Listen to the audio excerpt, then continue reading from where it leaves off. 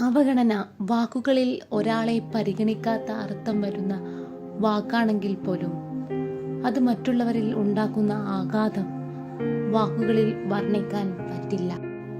നമ്മുടെ വീട്, ജോലിസ്ഥലം, പൊതുയിടം, ഇങ്ങനെ എല്ലായിടത്തും നമുക്ക് അറിയുന്നവർ നമ്മെ ചതിക്കാറുണ്ട്, പറ്റിപ്പിക്കപ്പെടാറുണ്ട്. ഇതിനെല്ലാം പുറമേ ഉണ്ടാകുന്ന മനോവിഷമമാണ് അവഗണന എന്നത്. ഒരു വ്യക്തിയെ ഇഞ്ചിഞ്ചായി കൊല്ലാൻ ഇതിന് സാധിക്കും.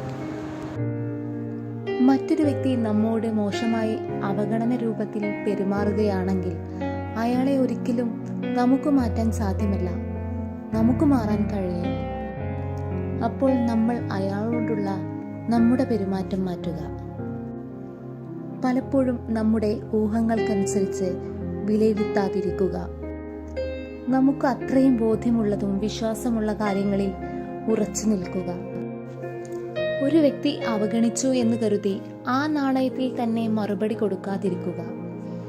തിരിച്ചു നമ്മൾ പരിഗണിക്കുക. അപ്പോൾ അവഗണനയുടെ തീവ്രത കുറയുകയും അവരിൽ നിന്ന് നമ്മൾ വ്യത്യസ്തരാവുകയും ചെയ്യും.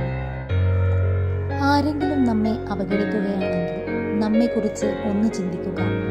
എന്തുകൊണ്ടാണ് അവഗണിക്കപ്പെട്ടത്?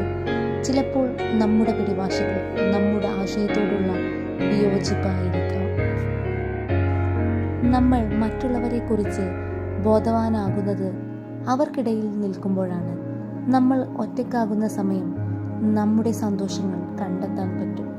നമ്മുടെ ആഗ്രഹത്തിന് പിന്നാലെ പോകാൻ കഴിയും. മറ്റൊരു വ്യക്തിയിൽ നിന്ന് സ്നേഹം കിട്ടണമെന്ന് വാശി പിടിക്കാൻ പാടില്ല.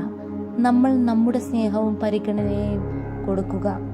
തീർച്ചയായും സ്നേഹവും പരിഗണനയും എവിടെ നിന്നെങ്കിലും തിരിച്ചു കിട്ടും. അതുകൊണ്ട് തന്നെ എല്ലാവരുടെയും ബന്ധം ഊഷ്മളമാകട്ടെ.